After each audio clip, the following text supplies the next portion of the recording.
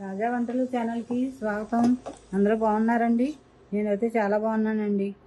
శ్రావణ శుక్రవారం 4వ వారం అమ్మవారికి చాలా ఇష్టమైన సగ్గుబియ్యం పాయసం చేస్తున్నానండి. సగ్గుబియ్యం పాయసం ఎలా చేయాలి ఏంటో అంతా మీకు చూపిస్తాను. మరి కాల్సిన చేయకుండా వీడియోలోకి వచ్చేస్తారా?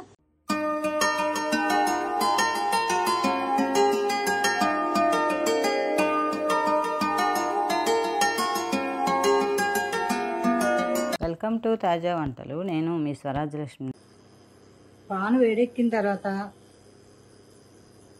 2 స్పూన్లు నెయ్యి వేసుకుని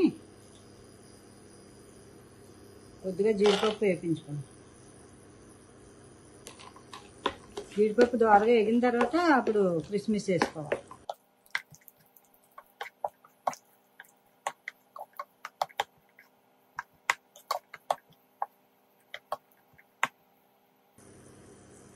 జీడిపప్పు కాస్త వేగిన తర్వాత కిస్మిస్ వేసుకోవాలి.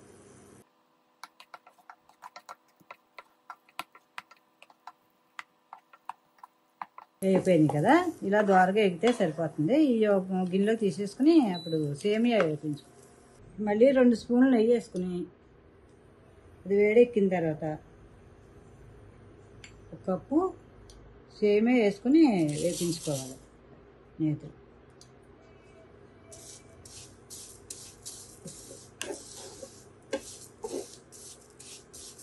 కొంచెం దోరగా కలర్ వచ్చేదాకా వేయించుకుంటే పాయసం బాగుంటుంది. సేమియా అంతా ఇలా దోరగా వేగాలి. ఇలా దోరగా అయితే మనకి పాయసం బాగుంటుంది. తీసి పాయసం ఉడుకుతాను కదా, సగ్గుబియ్యం ఉడుకుతున్నాయి కదా, అందులో వేసేసాం. పాలు ఇలా మరగాలి. మరుగుతూ ఉండగా సగ్గుబియ్యం చిన్న సగ్గుబియ్యం అండి. చిన్న సగ్గుబియ్యం అయితే మనకి పాలలో కానీ వెంటనే ఉడికిపోతే టేస్ట్ కూడా చాలా బాగుంటుంది. చిన్న సగ్గుబియ్యంతో పాయసం చేయటం వల్ల పాయసం చాలా టేస్ట్ వస్తుందండి. గమ్మును కూడా ఉడుకుతాయి. చూడండి, లీటర్ పాలకి 1 కప్పు సగ్గుబియ్యం.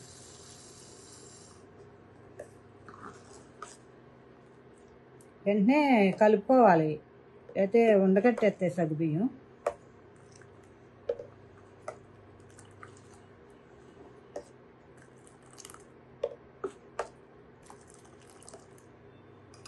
సగ్గుబియ్యం ఉడికిపోయినాయండి. సరే, సగ్గుబియ్యం ఉడికిపోయింది. సగ్గుబియ్యం ఈ రకంగా ఉడికిన తర్వాత సేమియా వేయించి పక్కన పెట్టాను కదా, సేమియా వేసేసుకో.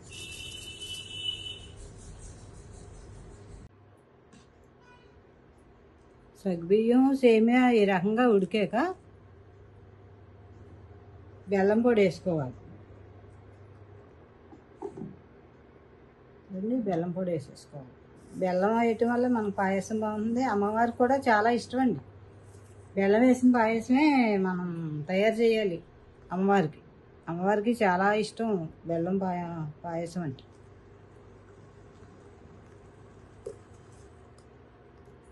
అలాగే బెల్లం వేసేసాక జీడిపప్పు అవి వేపించి ఉంచాం కదా, ఇవి కూడా వేసేసుకోవాలి.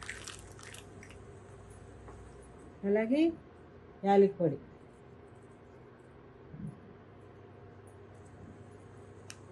ఇదంతా సమానం కలిపేసుకుని మనం stove ఆపేసుకోవాలండి. Stove ఆపేసుకుని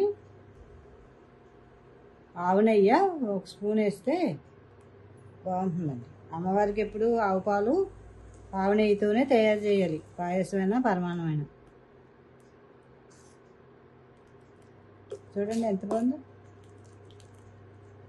Varalakshmi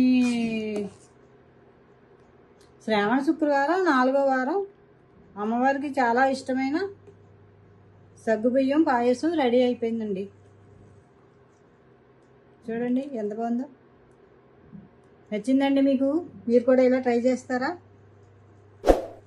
please subscribe, share and like. Thank you.